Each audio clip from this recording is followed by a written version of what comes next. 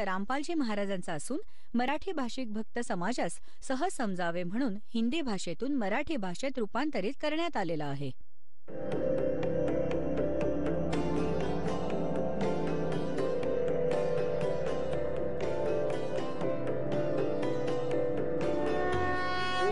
सब ज्ञानडी कबीर ज्ञान सो ज्ञान और जैसे घोड़ा तोब कायम करता चले मैदान. जगद्गुरु तत्वदर्शी संत रामपालजी महाराजांचे अमृत वचन सर्व पवित्र धर्मांच्या व पवित्र शास्त्रांच्या आधारावर. सत साहिब बोलो सतगुरुदेव की जय.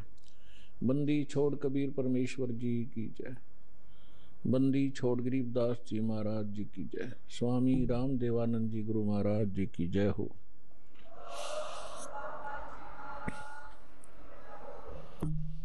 गरीब नमो नमो सतपुरुष को नमस्कार गुरु की नहीं. सुर नर मुनि जन साधुआ संतों सर्वती नहीं. सतगुरु साहेब संत सब डंडो तुम प्रणाम. आगे पीछे मध्य हुए तिनको जा कुर्बान. नराकार निर्विषम काल जाल वैभंजनम निर्लेपम निज निर्गुणम. अकल अनुबेशुंदुनम सोहम सुरति समाप्तम सकल समाना निर्तल. उज्ज्वल हिरंबर हरदम अम्बे परवाथा है वार पार निमज्जतम. गरीब जो सुमर सिद्ध होई गणनायक गलताना. करो अनुग्रह सोई पारस पद परवाना. आदि गणेश मनाऊं गणनायक देवन देवा. चरण कमल लो लाऊं आदंत करूं सेवा. परम शक्ति संगीतम रिद्धि सिद्धि दाता सोई. अवगत गुण अतीतम सत्य पुरुष निर्मोही. जगदम्बा जगदीशम मंगल रूप मुरारी. तन मन अर्पू शीशम भक्ति मुक्ति भंडारी. सुर नर मुनि जन जावे ब्रह्मा विष्णु महेशा. शेष सहस मुख गावे पूजय आद गणेशा. इंद्र कुबेर सरीखा वरुण धर्म राय ध्यावे. समरथ जीवन जी का मन इच्छा फल पावे. 33 कोटि आधारा ध्यावे 88. उतरे बहुजल पारा कट है यम की फांसी. 33 कोटि आधारा ध्यावे 88. उतरे बहुजल पारा कट है यम की फांसी. कर जोरों विनती करूं धरूं चरण पर शीश. गुरु जी राम देवानंद जी महाराज ने दियो नाम बख्शीश. कोटि कोटि सिजदा करूं कोटि कोटि प्रणाम. चरण कमल में राखियो में बांधी जाम गुलाम. कुत्ता हूँ गुरुदेव का रामपाल दास का नाम. गले प्रेम की जेवड़ी जा खेचो वहाँ जाऊं. तो करो तो हो बावड़ू. दूर दूर करो तो जाऊं. जो राखो त्यों ही रहूं. जो देव सो खाऊं.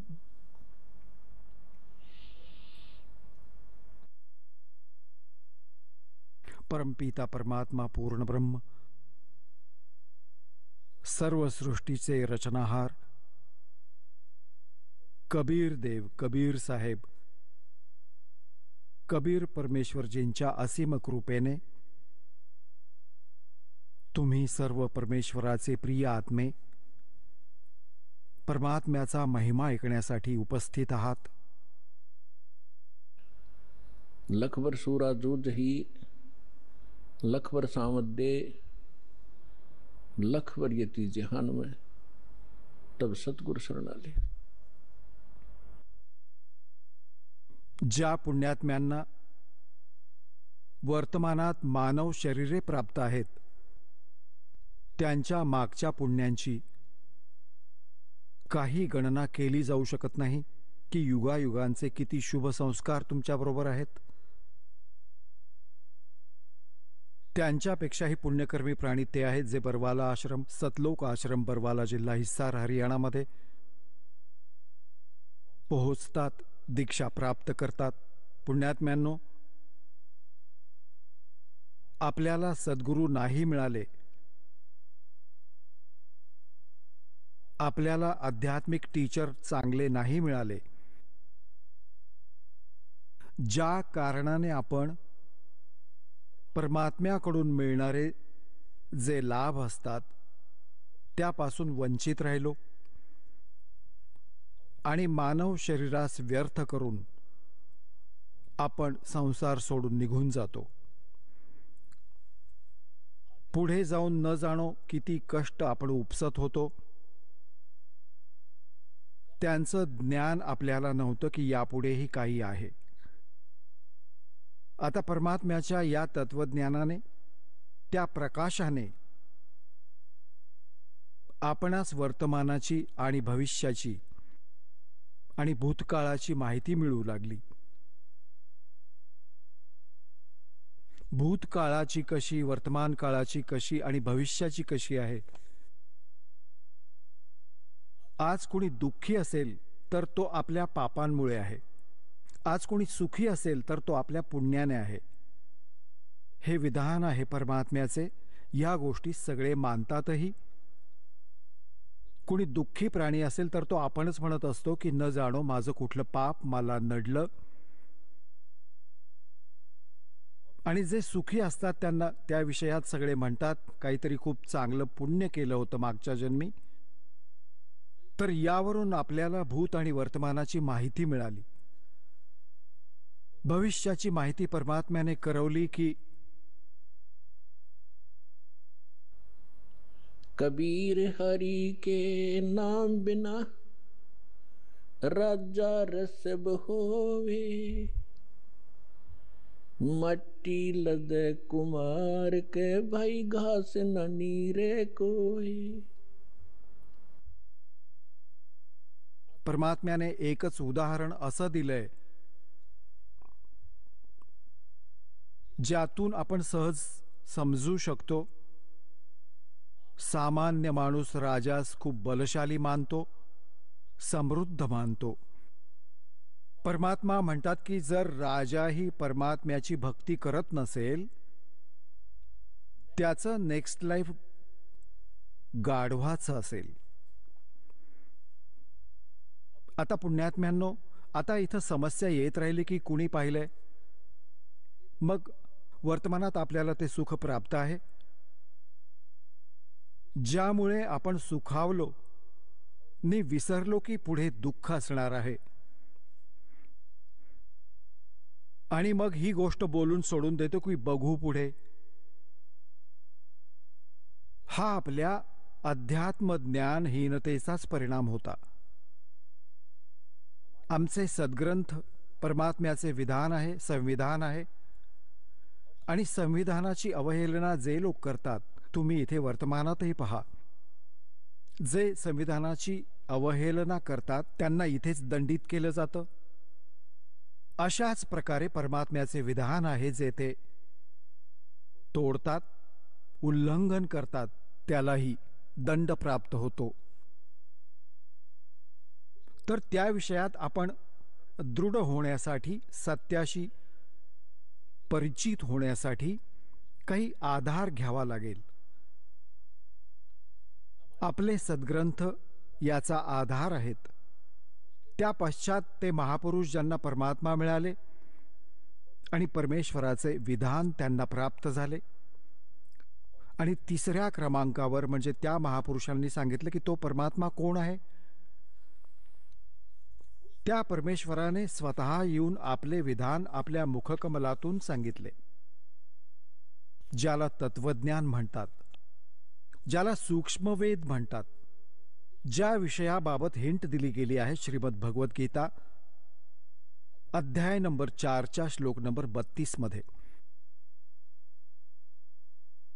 गीता ज्ञानदाता हा ब्रह्म आहे आणि परम अक्षर ब्रह्म म्हणजे पूर्ण परमात्म्याची तो माहिती देत आहे.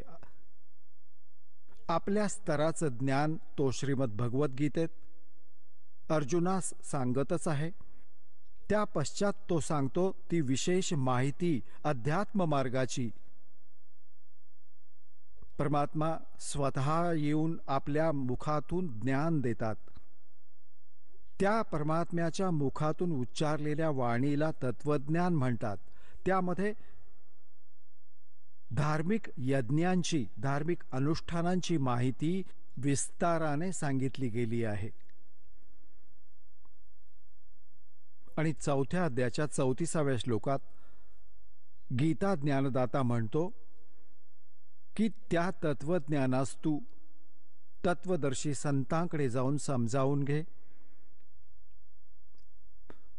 त्यांना दंडवत प्रणाम केल्याने, कपट सोडून त्यांची सेवा केल्याने ते तत्वदर्शी संत तुला परमात्मा तत्वाची माहिती तथा तत्वज्ञानाचा उपदेश करतील. तर यातून आता हे सिद्ध झालं की गीताजीमध्ये ते ज्ञान नाही. जर ते ज्ञान श्रीमद भगवद्गीतेतच असतं तर त्याने म्हटलं असतं की त्या अध्यायात वाचा. आणि यातून हेही सिद्ध झालं की तो परमात्मा अन्य आहे गीता ज्ञानदात्याहून आणि तोच मोक्षदायक आहे. त्याच्या द्वारा सांगितलेलं जे ज्ञान आहे ते तत्वज्ञान आहे. 4थ्या अध्यायाच्या 32व्या श्लोकात अनुवादकर्त्यांनी एक चूक केली आहे. त्यात एक ब्रह्मणे शब्द आहे. ब्रह्मणे यांनी ब्रह्मणे शब्दाचा अर्थ केला वेद आणि हाच ब्रह्मणे शब्द आहे गीता अध्याय नंबर 17 श्लोक नंबर 23 मध्ये. तिथे याच अनुवादकर्त्यांनी ब्रह्मणेचा अर्थ केलाय सच्चिदानंद घनब्रह्म म्हणजे परम अक्षर ब्रह्म. ज्याविषयी गीताध्याय नंबर 7 श्लोक नंबर 29 मध्ये गीता ज्ञानदाता म्हणतो की जी त्या तद्ब्रह्मशी सर्व अध्यात्म ज्ञानाशी आणि सर्व कर्मांशी परिचित होते ती व्यक्ती केवळ जरा आणि मरणातून सुटण्यासाठीच प्रयत्न करते. म्हणजे जरा म्हणजे वृद्धावस्थेतील कष्ट, मरण म्हणजे मृत्यू, अर्थात जो इथून जन्म मरणाच्या कष्टातून सुटण्यासाठी साधना करतो, संसाराची काही इच्छा धरत नाही, तो त्या तद्ब्रह्मशी परिचित झालेला आहे, सर्व अध्यात्म ज्ञानाशी परिचित आहे आणि सर्व कर्मांशी परिचित आहे. अर्जुनाने 8व्या अध्यायाच्या प्रथम मंत्रात विचारलं किम तद्ब्रह्म, ते तद्ब्रह्म काय आहे. गीता ज्ञानदाताने 8व्या अध्यायाच्या 3ऱ्या श्लोकात सांगितले की ते परम अक्षर ब्रह्म आहे. म्हणजे गीता ज्ञानदात्याहून वेगळे येते. तर आपण आपल्या या अध्यात्म मार्गात पुढे जाण्यासाठी काही आधार घ्यावा लागेल. आत्तापर्यंत आपल्या कुठल्याही संत या पंथात गेलो वा त्यांचा कुठला अनुभव आपण वाचला, त्यांचे विचार जवळपास भिन्न होते, त्यांच्या साधनांमध्ये बरेच अंतर असते. तर गीताध्याय नंबर 2 श्लोक नंबर 53 मध्ये म्हटलं की हे अर्जुन, ज्यावेळी तुझी बुद्धी भ्रमित करणाऱ्या भिन्न भिन्न प्रकारच्या वचनांपासून हटून एका परमात्म ज्ञानावर स्थिर होईल तेव्हा तू योगी होशील. योगी म्हणजे भक्त. तेव्हा तर तू भक्त म्हणवशील, नाहीतर कोणीही कुठेही तुम्ही जाल तर तुम्हाला तत्वज्ञान नाही. कुणीही माथे फिरू लबाडी करून तिथून दिशाभूल करतो, तुम्हाला सुमार्गापासून विचलित करून कुमार्गावर घेऊन जातो. आणि ज्यावेळी तुम्ही या तत्वज्ञानाने दृढ व्हाल भले इथे ब्रह्मा विष्णू महेश येवो तुमच्या समोर, तुम्ही ज्ञानात डगमगू शकणार नाही, त्यांना विचलित कराल. हे असं ज्ञान आहे.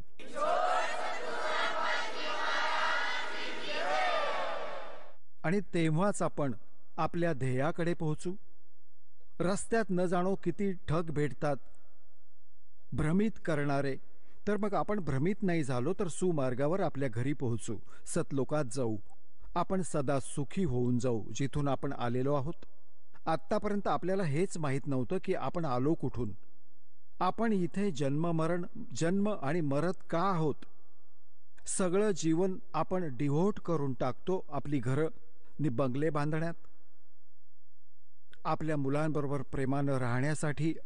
आणि एका सेकंदात ना मुलं राहतात, ना ती कोठी राहते, ना तो बँक बॅलन्स सोबत जातो. सोबत जातात ती पापाची कर्म जी सर्व जीवनात एकत्रित केली आणि भक्ती केली नाही. नेक्स्ट जीवन त्याचं फार वाईट असणार. तर आपल्याला परमात्म्याच्या ज्ञानाने भूत, वर्तमान आणि भविष्याची माहिती झाली. आता कुणी एकच व्यक्ती आहे, मानव शरीर सर्वांचे सारखे आहे. कर्मात किती अंतर आहे. ही कर्म केली कधी होती, कधी मागल्या जन्मात भूतकाळात केली, तर भूतकाळ आजचा वर्तमानच भूतकाळ बनेल आणि आजच्या वर्तमानाने आमचं भविष्य बनेल. त्यामुळे सत्संगाला आल्यानं, परमात्म्याच्या तत्वज्ञानाशी परिचित झाल्याने प्राणी आपलं उद्दिष्ट प्राप्त करतो, समजून घेतो की मनुष्याचे उद्दिष्ट काय होतं. तर यासाठी परमात्मा सांगतात, तर पुण्यात्म्यांनो, तुम्हाला तो सत्संग मिळाला, सद्गुरू मिळाले. सद्गुरू त्यांना म्हणतात जे खरं ज्ञान देतात, जे सद्ग्रंथांवर आधारित असावे. या दासाची जितकी वचनं असतील ती महापुरुषांची, त्या महापुरुषांची वाणी ज्यांना भगवान भेटले, आणि ते आमचे प्रमाणित सद्ग्रंथ असतील ज्यांना आजवर श्रेष्ठ आणि सत्य मानत आलो आहोत. श्रीमद भगवद्गीता अध्याय नंबर 16 श्लोक नंबर 23-24 मध्ये म्हटले की अर्जुन, शास्त्रविधी त्यागून जे मनमानी आचरण करतात त्यांना ना काही सुख मिळतं, ना त्यांना काही सिद्धी प्राप्त होते, आणि ना त्यांना काही गती प्राप्त होते. आणि आपण या 3 वस्तूंसाठीच भक्ती करतो. मोक्ष मिळो, संसारात आपण सुखी राहू, आणि आपणास काही सिद्धी प्राप्त हो. सिद्धी म्हणजे आपली कार्य सिद्ध होत. आणि सद्भक्तीमध्ये या सिद्धी येतात, ज्या सिद्धींच्या आधारे एखादी सिद्धी प्राप्त करून ऋषीजन आपल्याला त्यांच्या मागे येण्यास भाग पाडत. तर आपल्याला त्या सिद्धींचा प्रयोग करायचा नाही, त्या तुमच्या या जीवनकाळात ऑटोमॅटिकली काम करत राहतील. तुमची कार्यसिद्धीच जातील, तुमच्यावर येणारी संकटे टळतील. ते भक्तीच्या सिद्धीनेच होतं. तर पुण्यात्म्यांनो, सत्संगाला येण्याने प्राण्यांना ज्ञान मिळते. परमात्म्याचे विधान ऐकून, मानुष जन्म दुर्लभ है ये मिले न बारंबार, जैसे तरवर से पत्ता टूट गिरे वो बहोर न लगता डार। मानुष जन्म पाके जो नहीं रट हरि नाम, जैसे कुआ जल बिना फिर बनवाया क्या काम।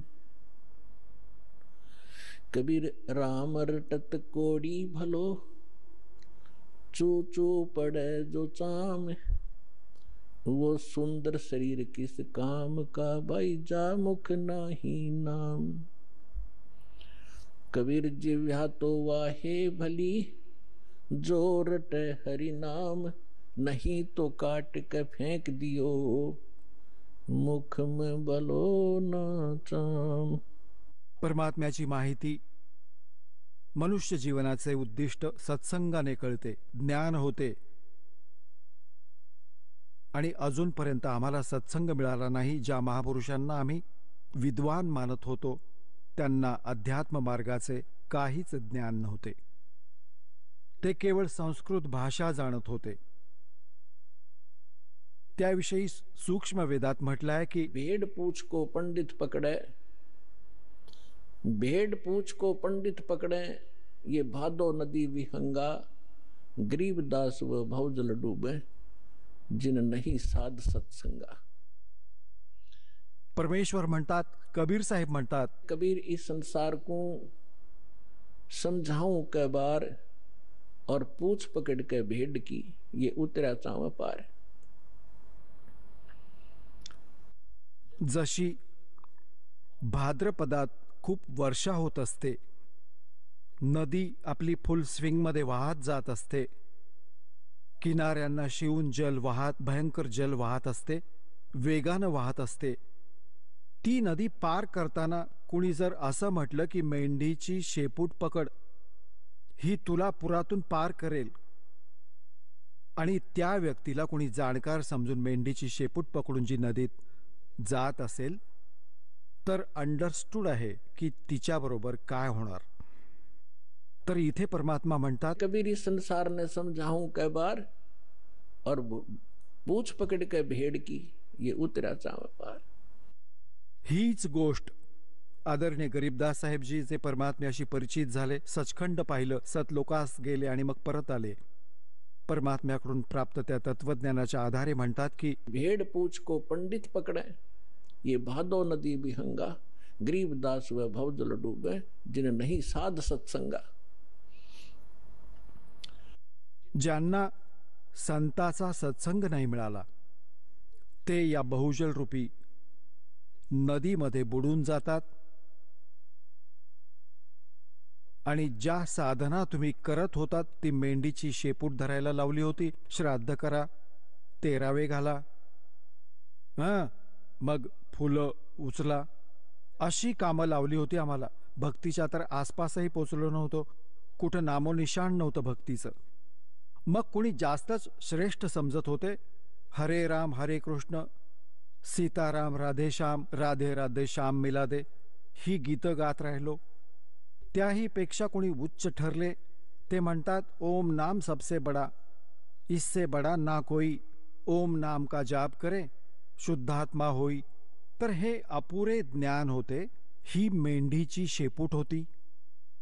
आम्हाला जायचं आहे सतलोकात, जिथे आम्ही पूर्वी राहत होतो, आणि जिथे आम्हाला सर्व सुख प्राप्त होईल, ज्याचा शोध आम्ही इथे घेत आहोत या वाईट लोकात. या पृथ्वीवर आणि काल ब्रह्म, ज्याचे ओम नाव आहे, हा ब्रह्म आहे. त्याच्यावर दोन शक्ती आणखी आहेत ब्रह्मच्या वर, एक परब्रह्म, एक परम अक्षर ब्रह्म. यांनाच अन्य शब्दात म्हणतात, जसं ब्रह्मला म्हणतात क्षरपुरुष किंवा क्षरब्रह्म. श्रीमद भगवद्गीता अध्याय नंबर 15 श्लोक 16 आणि 17 मध्ये या तीन पुरुषांची, तीन प्रभूंची माहिती आहे. आमचे जे गुरु होते, आमचे ऋषी महर्षी होते, ते आमच्या सद्ग्रंथ, आपल्या सिलॅबसशी परिचित नव्हते. हे काय खाक टीचर होते? जे टीचर आपल्या सिलॅबसशी परिचित नाहीत, ते टीचर नव्हेत, ते लोकवेद ऐकवत असत. आणि ज्या आधारे आम्ही, आमच्या पूर्वजांनी जीवननाश केला, आज ते पशुपक्षी भूत योनींमध्ये भोगत आहेत.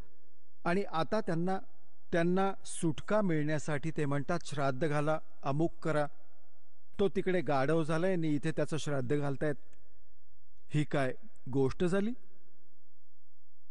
आम्ही शहाणे नव्हतो, आम्हाला ज्ञान नव्हतं, तर परमात्म्याने दया दाखवली आहे, तुम्हाला शिक्षित केलं, आणि शिक्षित करून या दासाला या ज्ञानाने युक्त केलं. त्याआधी तुमच्यासाठी इन्स्ट्रुमेंट तयार केले, जेणेकरून ही मुलं घर बसल्या समजू शकतील, सद्ग्रंथांची ओळख होऊ शकेल. आत्तापर्यंत आम्ही शिक्षित नसल्याने एक माथे फिरू, 4 वाणी गीतेचे किंवा वेदांचे 4 श्लोक पाठ करायचा, आम्ही त्याच्या तोंडाकडे बघत राहायचो, मोठा विद्वान आहे, वा भाई वा, चांगलं संस्कृत जाणतो. भाषेचे जाणकार असणं वेगळी गोष्ट आहे, अध्यात्म जाणणं हे विशेष ज्ञान आहे. तर जो प्रसंग चालला होता की जोवर आपण आपल्या सद्ग्रंथांशी परिचित होत नाही तोवर आपला विश्वास बसणार नाही की खरोखर आम्ही जे ऐकायचो ते सत्य होतं की असत्य होतं. कारण आज आम्ही शिक्षित आहोत, सद्ग्रंथ आपल्या जवळ आहेत, ज्यावर आज पावेतो लाखो वर्षांपासून आपण आधारित राहिलो आहोत. आणि आज तेच आपल्याला काय संदेश देत आहेत तर एका मिनिटात समजून जाल, कारण परमात्म्याने तुम्हाला शिक्षित बनवलेलं आहे. तर इथे आपल्यासमोर हीच समस्या उभी राहिली की आपण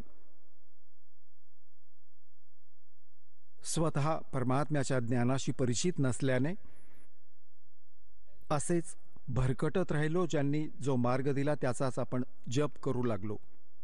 तर इथे 3 पुरुष आहेत. एक क्षरपुरुष, क्षरब्रह्मही म्हणतात याला, दुसऱ्या शब्दात याला ईश म्हणतात. ईश, ईश्वर, परमेश्वर ह्या तिन्ही वेगवेगळ्या प्रभूंची माहिती आहे. ब्रह्म, परब्रह्म, परमक्षर ब्रह्म यांनाच अन्य शब्दात क्षरपुरुष, अक्षरपुरुष, परमक्षरपुरुष किंवा परमक्षर ब्रह्म म्हणा. जो 3ऱ्या नंबरचा परमात्मा आहे तो सर्वांसाठी पूज्य आहे इष्ट रूपात. आणि बाकी जितके प्रभू आहेत, स्वामी आहेत, आधी तुम्हाला थोडंसं डेफिनेशन ऑफ गॉड सांगतो की परमात्म्याची परिभाषा काय आहे. आपण जसं गणपतीलाही देव म्हणतो, गणेश देव, ब्रह्माजींनाही आपण भगवान म्हणतो, विष्णूजींनाही भगवान म्हणतो, शंकरजींनाही आपण देव म्हणतो, महादेव म्हणतो, आणि देवी मग ब्रह्मलाही आपण भगवान म्हणतो, ज्याला आपले गुरु निराकार निर्गुण म्हणायचे. तर हे सगळे प्रभू आहेत, हे सगळे स्वामी आहेत. जसं एखाद्या तहसीलदारालाही साहेब म्हणतात, एका कमिशनर, डेप्युटी कमिशनरलाही साहेब म्हटलं जातं, कमिशनरही साहेब म्हणवला जातो, आणि मंत्र्यांनाही साहेब म्हणतात, मुख्यमंत्र्यांनाही आपण साहेब म्हणतो, प्रधानमंत्रीही साहेब म्हणवले जातात, आणि राष्ट्रपतींनाही आपण साहेबच म्हणतो. साहेब जसं की आपण देव म्हणतो, देव म्हणा, राम म्हणा, साहेब म्हणा, जसं आपण सतसाहेब म्हणतो, जसं आपण कधी विशेष मूडमध्ये असतो तेव्हा म्हणतो हे सच्चे मालिक, सच्चा मालिक म्हणा, सतसाहेब म्हणा. साहेब म्हणजे भगवान, सत म्हणजे सत्य, अविनाशी. तर हे सगळे साहेब आहेत, पण आपापल्या स्तरावरील साहेब आहेत. तहसीलदार एका तहसीलमधील त्या स्तराचा मालक आहे, आणि अशाच प्रकारे अन्यही असेच जाणा. मंत्री आपल्या स्टेटमध्ये एका विभागाचा स्वामी आहे, मालक आहे, साहेब आहे. अशा प्रकारे मुख्यमंत्री एका राज्याचा साहेब आहे, प्रधानमंत्री खूप राज्यांचे मालक आहेत, साहेब आहेत. असेच राष्ट्रपती समजा. तर अशा प्रकारे हे जितकेही देव आहेत आपल्या स्तरावर हे आदरणीय आहेत. जसे तहसीलदार आहेत त्यांनाही तुम्ही प्रणाम करा, आदराने व्यवहार करा, तेही तुमचं काम करतील. आणि अशाच प्रकारे मंत्री आहेत त्यांचाही सत्कार करा. जर तुमचा प्रधानमंत्र्यांशी संपर्क असेल तर हे सांगायची आवश्यकता नाही ना बोलायची की खालच्या स्तरावरील साहेब मग किती सहज काम करतात, करायचं तर त्यांनाच आहे. तर आज तुमचा मेळ त्या समर्थ शक्तीशी झाला आहे, आणि जे त्या समर्थ शक्तीला शरण येतात, मग खाली कितीही राम असोत, कितीही देव असोत, तुमचं काम सहजपणे करतात, त्यांनाच करायचं आहे. कारण की इथली एक व्यवस्था आहे की जसे तुम्हाला सर्वात आधी इथे जे मंत्र दिले जातात ते त्या साहेबांचेच दिले जातात. या स्टेटचे साहेब आहेत हे. त्याबरोबरच तुम्हाला त्या परमपिता परमात्म्याची ही भक्ती दिली जाते, जिची साथ असल्याने हे साहेब तुम्हाला अगदी सहजपणे लाभ देतात. यांचे हे मूल मंत्र आहेत, ही यांची पूजा नव्हे. इथे हे काही माथेपुरी भ्रमित करून टाकतात, जे 100, 200, 1000, 2000 नादी लावत आहेत नकली संत. आणि विशेष करून हे कबीरपंथी, हे राधास्वामी, धनधन सद्गुरूवाले, हे कसे भ्रमित करतात की बघा हा तर देवतांची पूजा करवून घेत आहे, हे तर प्रथम मंत्रच देवतांचे देत आहेत आणि बाता मारतात सतलोक आणि सचखंडाच्या.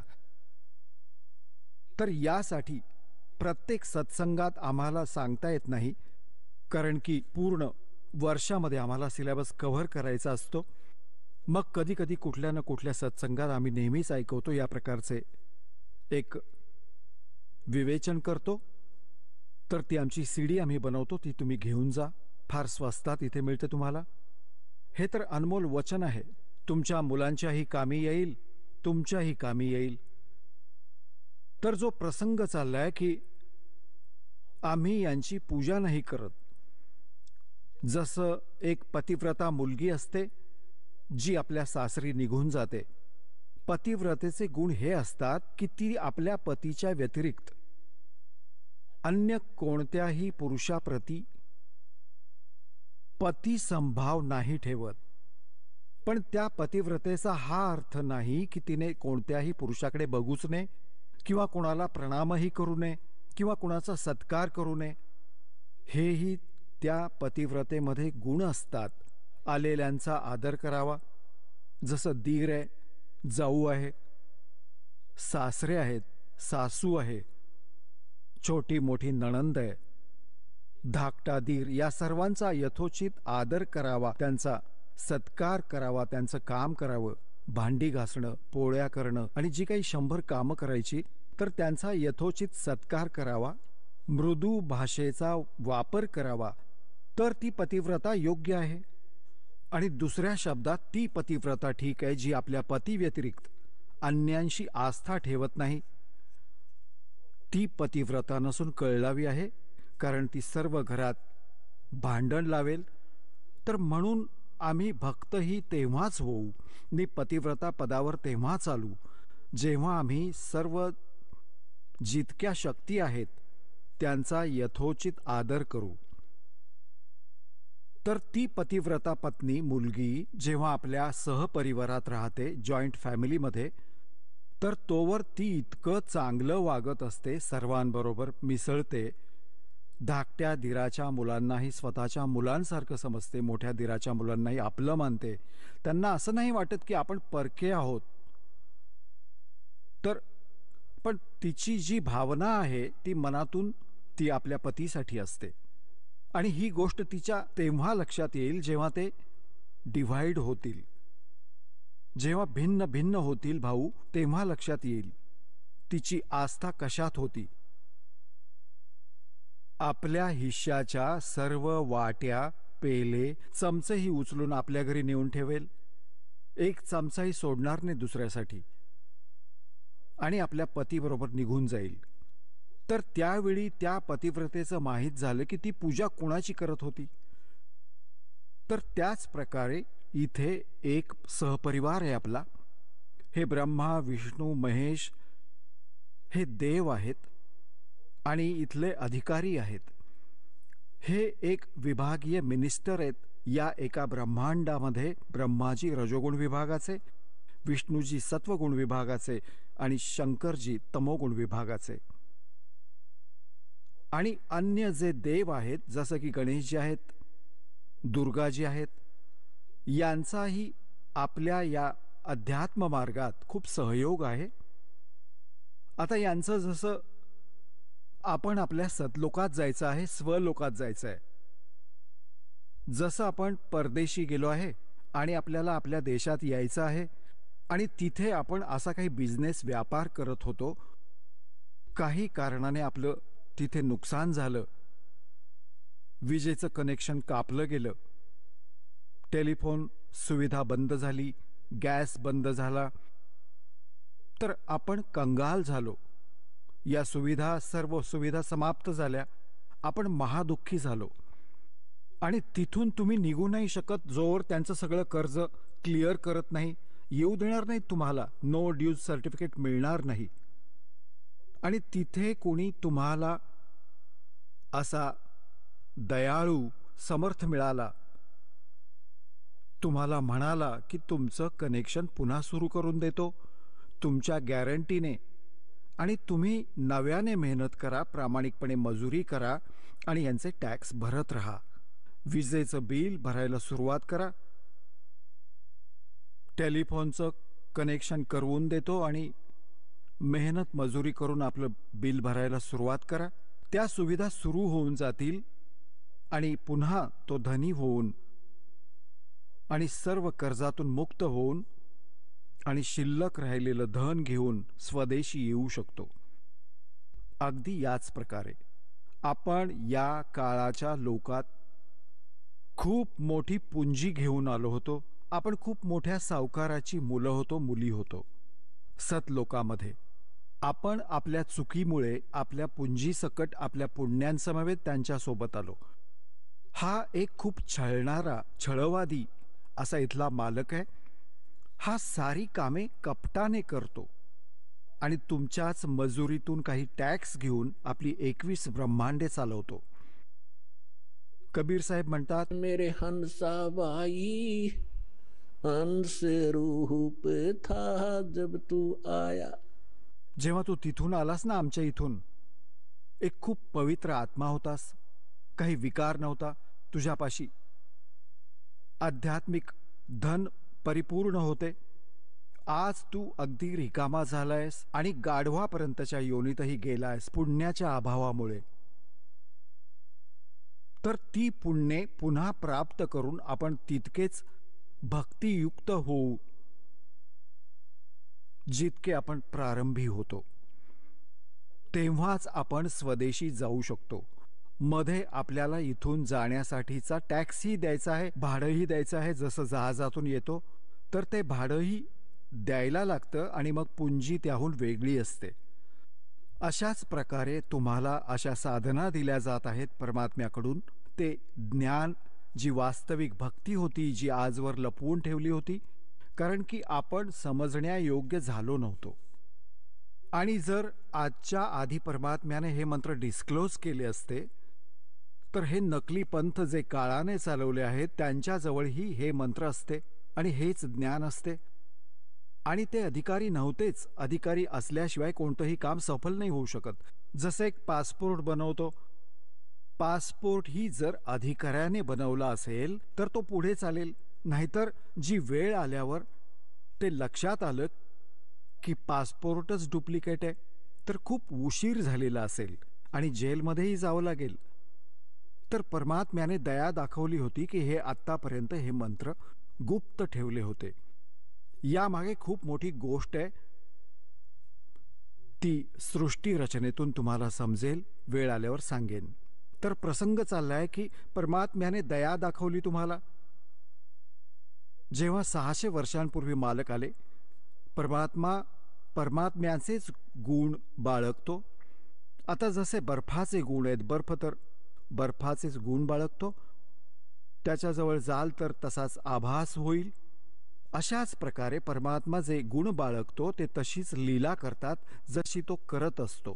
आणि त्या परमेश्वराने 600 वर्षांपूर्वी ज्या लीला केल्या होत्या तीच माहिती आपल्या सद्ग्रंथांतून मिळते की परमात्मा जेव्हा पृथ्वीवर येतो, यथार्थ ज्ञान स्वतः आपल्या मुखकमलातून, कवींसारख्या कवितांमधून, लोकोक्तींच्या माध्यमातून, शब्दावलींच्या माध्यमातून तो उच्च स्वरात बोलून उच्चारण करतो. आणि त्या प्रसिद्ध कवींमधलाही तो एक असतो. पण तो असतो परमात्मा. आणि तो परमात्मा आपले यथार्थ ज्ञान स्वतःच देतो.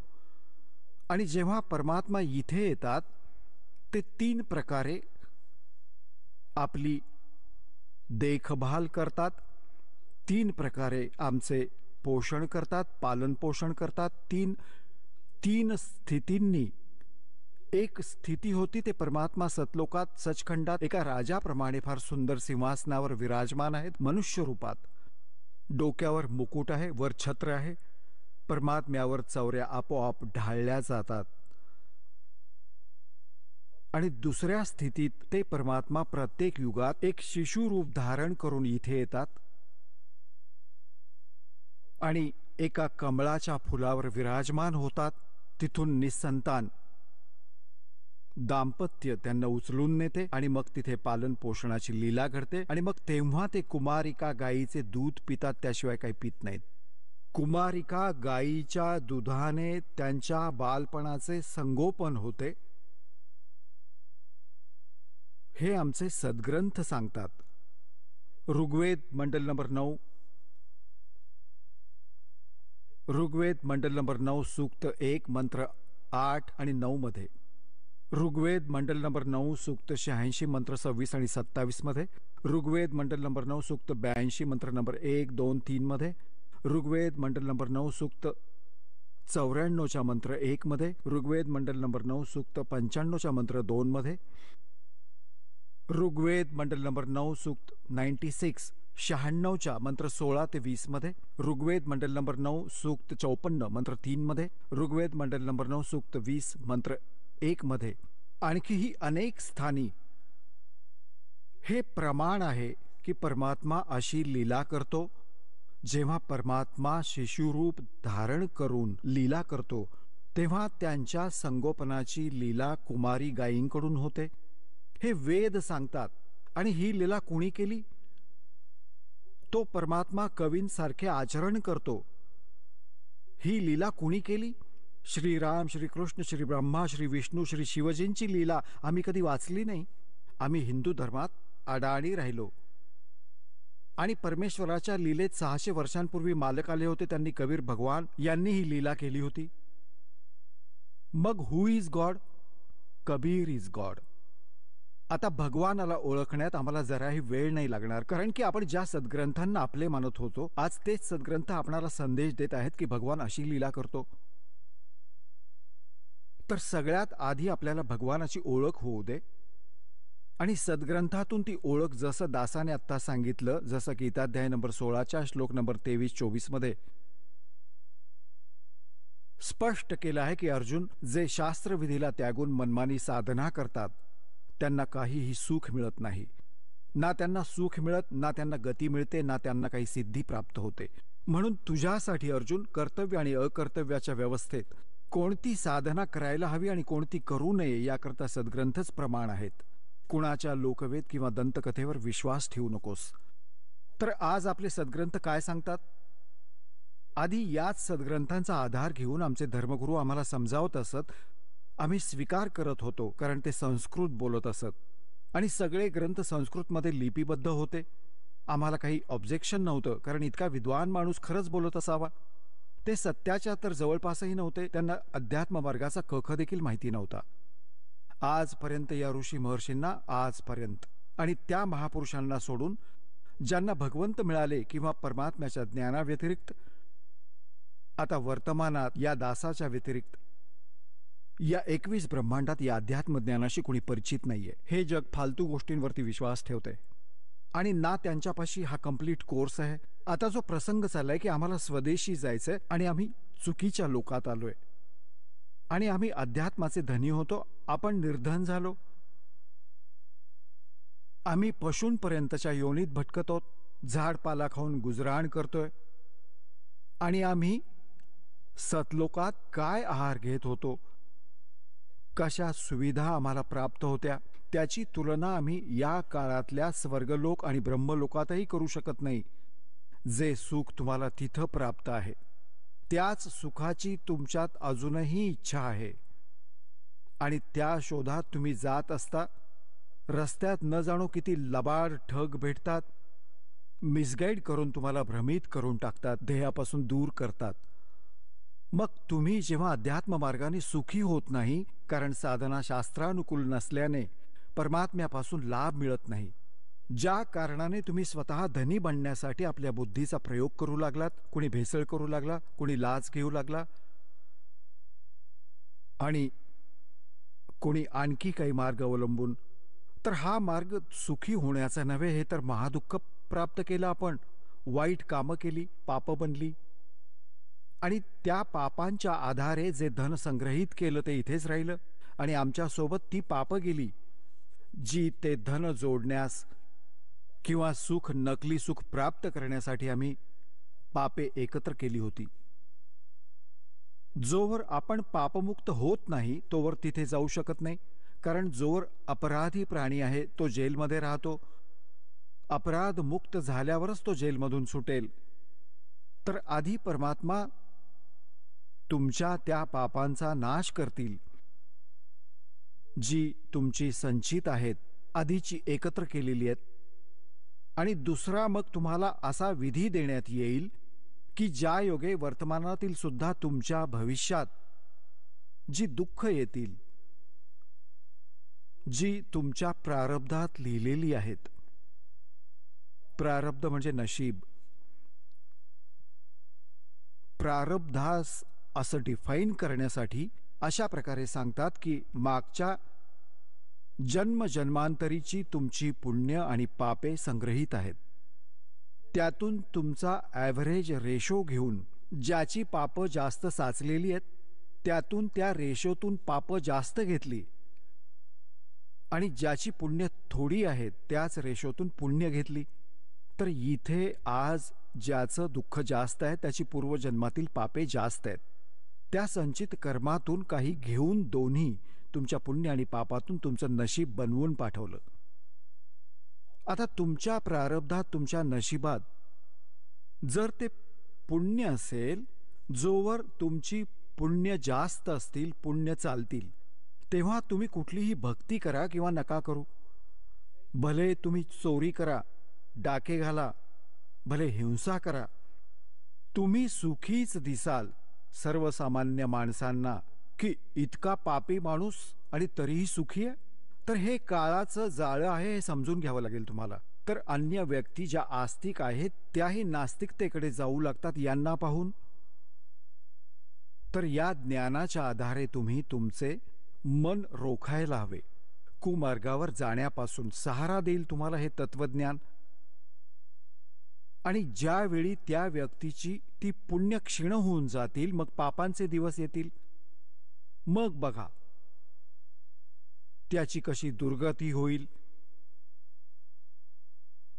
आणि मग त्याच्याजवळ वेळ फार कमी असेल आणि मग तो कुठे समाधानासाठी जाईल तर त्याला नकली हे संत भेटतील. त्यांच्याकडून जंतर मंतर करवून घेऊन, नामदीक्षा घेऊन शेवटी तो मरूनच जाईल त्या दुर्गतीसहित. आणि जेव्हा आपण सत्साधना करू तेव्हा परमात्मा आपल्याला भेटतील, सद्गुरू भेटतील. सद्गुरू मग आपल्याला ते सतज्ञान देतील, सत्साधना देतील, ज्या योगे तुमची पापं नष्ट होतील. तर आता तुमच्या प्रारब्धात जसं तुम्ही दुःखी आहात तर पापामुळे आहात, सुखी आहात तर पुण्यामुळे आहात. अंडरस्टूड आहे ही गोष्ट. सामान्य माणूस जो धर्माबद्दल थोडी का होईना रुची बाळगतो त्याला माहीत आहे की पापाने दुःख मिळतं आणि पुण्याने सुख मिळतं इथलं. आता जोवर तुमची पुण्य चालतील तोवर तुम्ही सुखी दिसून याल. आणि ही पुण्य आधीची संग्रहित कमाई आहे तुमची. जसा इन्व्हर्टर आज जवळपास सर्वांच्याच घरात असतो, माहिती तर सर्वांनाच नक्की आहे. त्याच्यात बॅटरी असते, त्यांना चार्जरच्या माध्यमातून लाईटमध्ये विजेला लावून चार्ज केलं जातं. तर बॅटरीच्या आत ती एनर्जी स्टोअर होते आणि मग निसंशय त्या इन्व्हर्टरमधून चार्जर काढला तरीही त्या इन्व्हर्टरमुळे बल्बही जळत असतात, ट्यूबही जळत असते, कूलरही चालू असतात. तो आपल्याला सुविधा देत असतो. तर ती व्यक्ती असा विचार करते की माझा इन्व्हर्टर साऱ्या सुविधा मिळत आहेत. पण जर तो चार्जर ठीक नसेल तर ती बॅटरी एक दिवस एकदम डाऊन होईल आणि डिस्चार्ज होईल. पुन्हा त्याला कोणतीही सुविधा प्राप्त होणार नाही. अगदी अशाच प्रकारे जे पूर्वजन्माचे पुण्यकर्मी प्राणी आहेत त्यांनी पूर्वजन्मात ती बॅटरी चार्ज करून ठेवली, तेव्हा चार्जर नीट लागला. कारण परमात्मा जेव्हा येतात, परमेश्वर 600 वर्षांपूर्वी आले होते. भगवान कबीर साहेबजी तुम्हाला चार्ज करून गेले होते.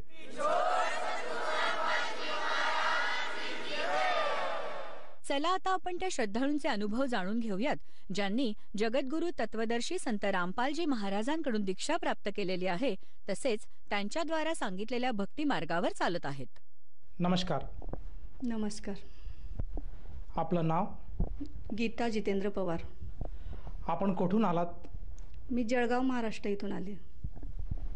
आपला व्यवसाय काय आहे? मी धरणगाव तालुका धरणगाव आणि तिथं शेरी म्हणून गाव आहे, तिथं मी पोलीस पाटील या पदावर 7 वर्षापासून कार्यरत आहे. संत रामपालजी महाराजांची गुरुदीक्षा आपण कधी घेतली? मी नोव्हेंबर 2013मध्ये संत रामपालजी महाराजांची गुरुदीक्षा घेतली. संत रामपालजी महाराजांची गुरुदीक्षा घेण्याअगोदर आपण व आपला परिवार कोणती भक्तिसाधना करत होतात? संत रामपालजी महाराजांची गुरुदीक्षा घेण्याआधी आम्ही ज्या पूर्ण महाराष्ट्रामध्ये भक्ती साधना चालू आहेत, ब्रह्मा विष्णू महेश दुर्गा देवी यांची साधना करणे, तसंच मी स्वामी समर्थ महाराजांना केलेलं होतं. त्यामुळे केंद्रात होणाऱ्या सगळ्या साधना मी करत होते. दुर्गा सप्तशतीचे पाठ करणे, गुरुचरित्राचे पारायण करणे, नवनाथांचे पारायण करणे, प्रत्येक पौर्णिमेला मी घरामध्ये सत्यनारायण करत होते. त्या दिवशी मी पूर्ण दिवस उपवास करायचे आणि मार्गशीर्ष महिन्यातले गुरुवार, वैभव लक्ष्मीचे शुक्रवार करणे, 16 सोमवारचा उपवास मी खूप कडक करायचे. सकाळपासून काहीच खात नव्हते. पूर्ण दिवसभर नारळाच्या पाण्यावर राहायचे निराहार आणि संध्याकाळी पांढरे वस्त्र घालून भगवान शंकराच्या मंदिरात जायचे. 108 बेल शंकराच्या पिंडीवर वाहायचे आणि पांढरं फूल भगवान शंकराला व्हायचं आणि फक्त मोतीचुराचे लाडू खायचे. जसं तुम्ही सांगत आहात की पूर्वीपासूनच आपण भक्ती साधनेत होतात. विशेष करून आपण स्वामी समर्थ यांच्या मठाशी निगडीत होतात आणि त्यांच्या मठामध्ये जी भक्ती साधना देतात तीच भक्तिविधी आपण करत होतात आणि महादेवाचे आपण उपासक होतात आणि महादेवाच्या मंदिरात जाणे, त्यांच्यावर बेलफूल वाहणे या भक्तिविधी आपण करत होतात.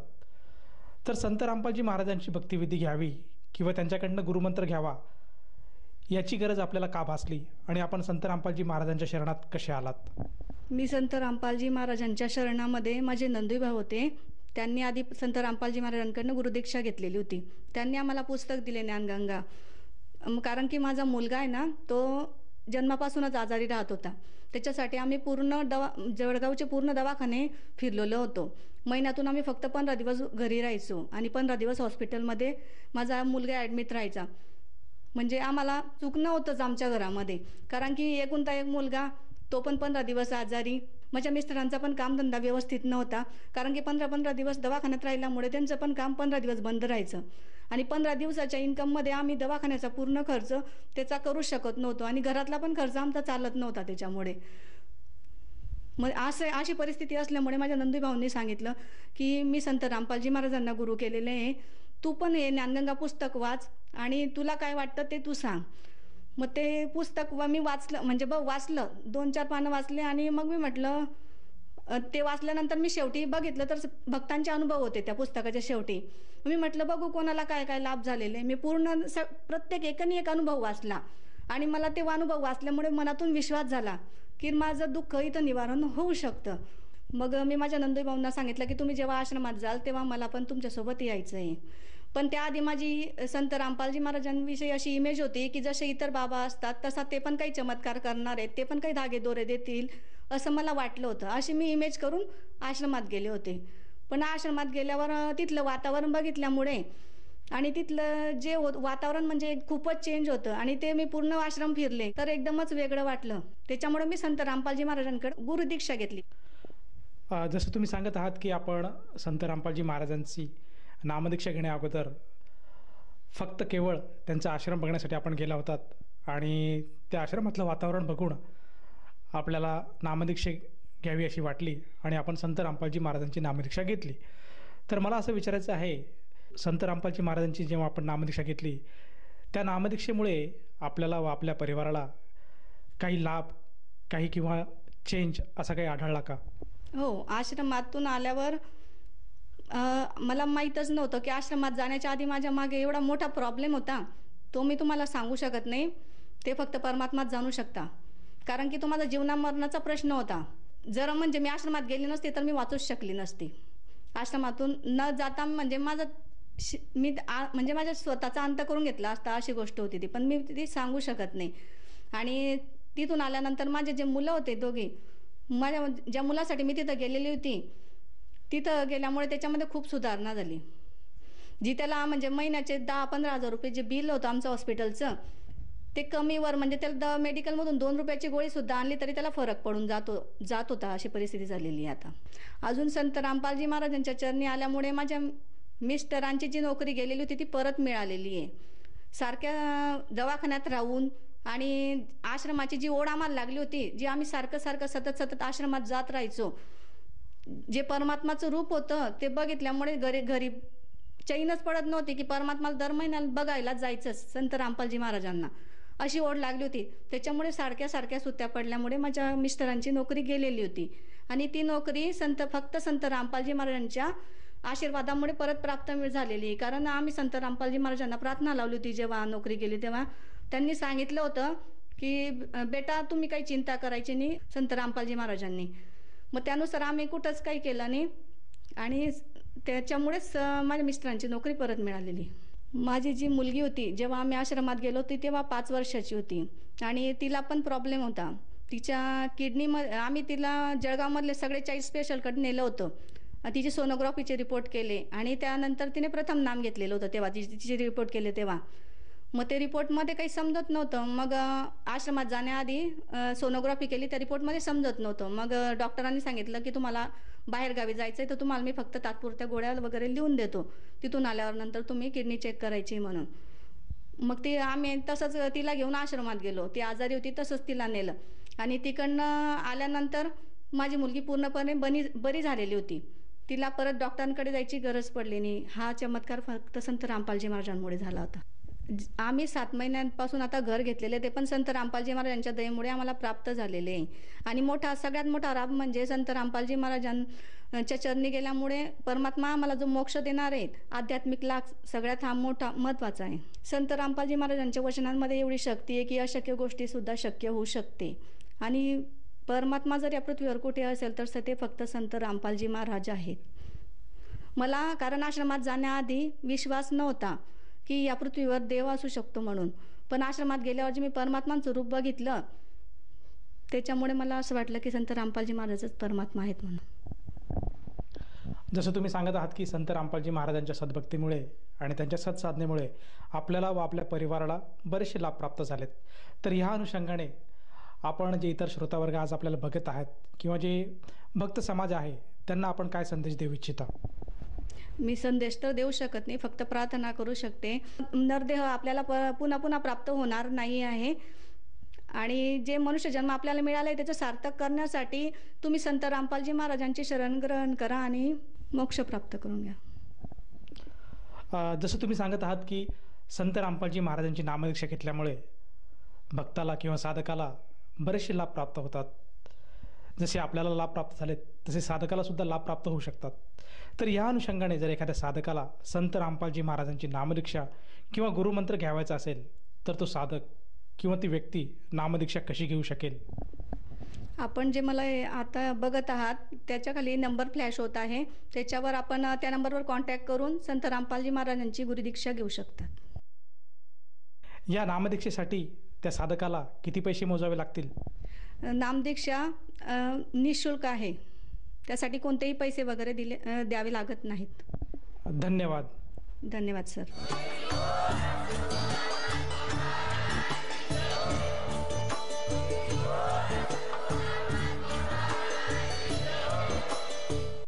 आपण ऐकत होता जगद्गुरु तत्वदर्शी संत रामपालजी महाराजांचे मंगल प्रवचन.